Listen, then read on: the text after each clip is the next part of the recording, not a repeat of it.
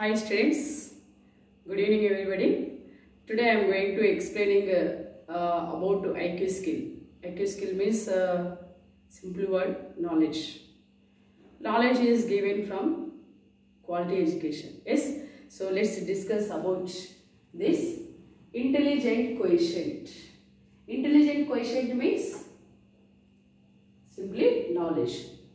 Okay, so it is given by Born. So their variations are here.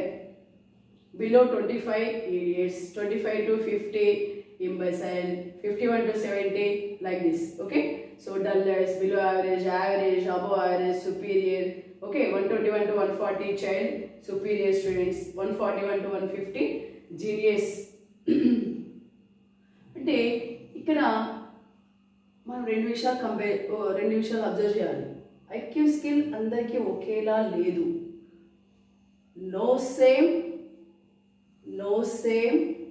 IQ అందరికీ ఒకేలా లేదు.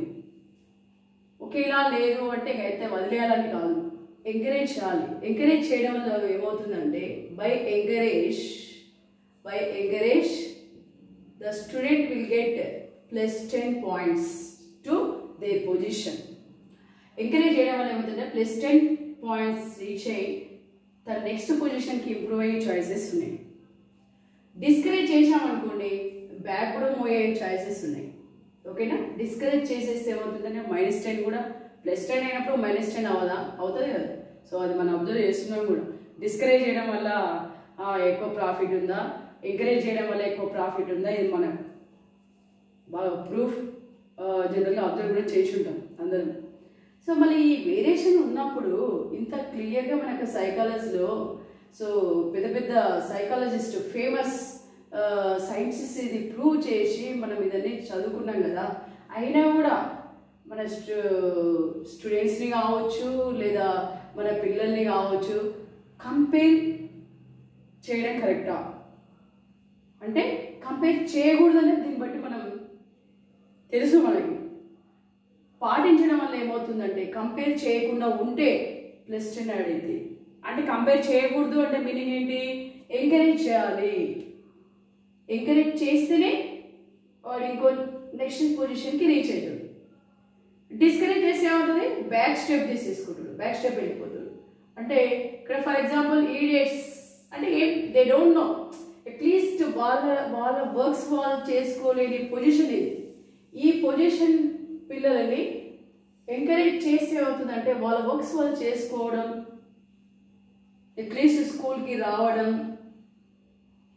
Discourage చేస్తే ఏమవుతుంది, సైకోల్ అవుతుంది. ఓకేనా, అది కూడా చాయిసెస్. సో నెక్స్ట్ ఇలా ఎవరైనా చేస్తుంది, బిలో యావరేజ్ వాళ్ళని ఎంకరేజ్ చేస్తే యావరేజ్ అవుతారు, యావరేజ్ వాళ్ళని ఎంకరేజ్ చేస్తే అబో యావరేజ్, ఇట్లా సుపీరియర్ వాళ్ళని కొంచెం ఎంకరేజ్ చేస్తే జీనియస్. అంతేగాని ఒక్కసారి బిలో యావరేజ్ స్టూడెంట్ తీసుకెళ్ళి నేను గాడ్ గిఫ్ట్ చేస్తా అంటే ఇది ఎవరి వల్ల కూడా కాదు. మరి కాదని మనకు తెలిసినా కూడా పిల్లలపై ఓవర్ ప్రెషర్, ఓవర్ స్ట్రెస్ ఇవ్వడం వల్ల ఏమవుతుందంటే మనం ఈరోజు పేపర్లో కానీ టీవీలో కానీ బాగా అబ్జర్వ్ చేస్తుంటాం. నేను బీటెక్ చదవలేనమ్మా, నా వల్ల కాదు అని లెటర్ రాసి పెట్టి అంటే నాకెందుకు అనిపించింది టీవీలో పేపర్లో చూసి కొంచెం నేను బాధపడ్డా. ఈరోజు నేను ఎలాగో మ్యాథ్స్ క్లాసెస్ టీచ్ చేస్తున్నా కదా, ఎందుకో చెప్పాలనిపించింది చెప్తున్నా తప్ప వేరే ఉద్దేశం లేదు. దీన్ని పాజిటివ్గా తీసేసుకోండి. సో చెప్పాలనిపించిందిగా చెప్తున్నా అంతే. కాబట్టి మనం వాని క్యాపబిలిటీ ఏంది, వాడు ఎంత చదువుతాడో దాన్ని బట్టి కదా మనం స్టెప్ తీసుకోవాలి. ఎవరో ఏదో అనుకుంటారని చెప్పి వాడిని తీసుకుపోయి మనకి ఇంట్రెస్ట్ లేని ఫీల్డ్లో వదిలి వాడు మా నాన్న కష్టపడి లక్షలు పెట్టిండు, నేను ఈరోజు చదవలేకపోతున్నా కదా, ఫెయిల్ అవుతా కదా, నా మొహం ఎలా చూయించుకోవాలి అనే డిప్రెషన్కి లోనైపోయి చాలామంది స్టూడెంట్స్ అట్లా స్పాయిల్ అయిపోయాడు. ఇక ముందన్నా అట్లా స్పాయిల్ కాకూడదు. ఇక ముందన్నా ఇంకో పేరెంట్స్ అందరూ మంచిగా ఉండాలి. అందరి పేరెంట్స్ మంచిగా ఉంటేనే కదా సొసైటీ బాగుండేది. అందరి పిల్లలు కావాల్సిందే సొసైటీకి. సో ఈరోజు పిల్లలే రేపటి పౌరులు. మళ్ళీ అలా మంచి స్టూడెంట్స్, ఆ చనిపోయిన స్టూడెంట్స్కి ఇంకొక దాంట్లో టాలెంట్ ఉందేమో, ఆ టాలెంట్ ఏదో తెలుసుకొని దాంతో త్రో ద టాలెంట్ ఒకవేళ ఎంకరేజ్ చేస్తే ఎవరు ఎంకరేజ్ చేయాలి, టీచర్స్ కావచ్చు, పేరెంట్స్ కావచ్చు, ఫ్రెండ్స్ కావచ్చు. ఎంకరేజ్ చేస్తే ఈరోజు ఆ స్టూడెంట్ మన సొసైటీకి ఒక వాల్యుబుల్ సిటిజన్గా ఉండేవాడు కదా. సో అందుకని నాకు చెప్పాలనిపించింది. కాబట్టి ఒకటి, కంపేర్ చేయకూడదు. మనం అందరం ఒక స్టూడెంట్ని ఇంకో స్టూడెంట్తో కంపేర్ చేయకూడదు. మన పిల్లల్ని కూడా వేరే పిల్లలతో కూడా కంపేర్ చేయొద్దు. ఎంకరేజ్ చేయాలి, ట్రై చేయాలి, దట్స్ ఆల్. ఓకేనా? సో అలా ఎంకరేజ్ చేయడం వల్లనే ఇంప్రూవ్ అవుతారు తప్ప డిస్కరేజ్ చేయడం వల్ల బ్యాక్ స్టెప్ మూవ్ అవుతారు అని చెప్పి మనకు according to psychology it is proved 100%. ఏమవుతుంది, పుషప్ చేస్తే ఏమవుతుందంటే ఇట్లా అవుతుంది, బాధాకరమైన సంఘటనలు ఎదురవుతాయి. సో కాబట్టి ఎంతవరకు ఉన్న పిల్లల్ని కంపేర్ చేయకూడదు. నెక్స్ట్ వీలైతే కంపల్సరీ ఎంకరేజ్ చేయాలి. ఎవరైనా ఎంకరేజ్ మాత్రమే చేయాలి. డిస్కరేజ్ చేసే రైట్స్ ఎవరికి లేవు. ఒక ముక్కలో చెప్పాలంటే ఒక స్టూడెంట్ను, ఎందుకంటే ఆ student not only child to parents, he is responsible citizen to society also, my feeling. Maybe ఆ స్టూడెంట్ రేపు ఫర్దర్లో ఒక మంచి పొజిషన్కి రీచ్ ఒక మంచి పొలిటికల్ లీడర్ అయ్యేవాడేమో, లేదా ఒక మంచి ఫార్మర్గా అయ్యేవాడేమో, లేదా ఒక మంచి ఏదో ఒక బిజినెస్ మ్యాన్గా ఎదిగేవాడేమో. సో ఒక మంచి డాక్టర్ అయినా, ఒక మంచి ఫార్మర్ అయినా ఎదగాల్సింది ఎంకరేజ్ ద్వారా మాత్రమే. డిస్కరేజ్ వల్ల ఎదగలేరు.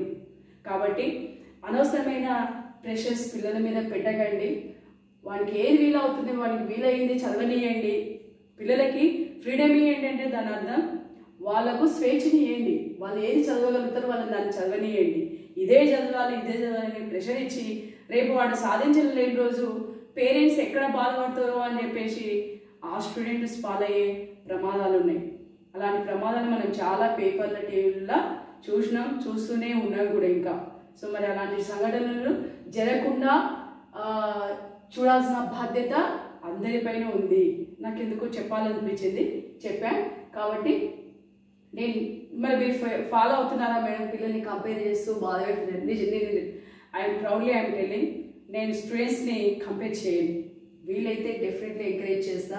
నేను ఇప్పుడు ఏం చెప్పినా మ్యాక్సిమం అయితే నేను ఫాలో అవుతున్నాను మాత్రం confidently I can say I do also always.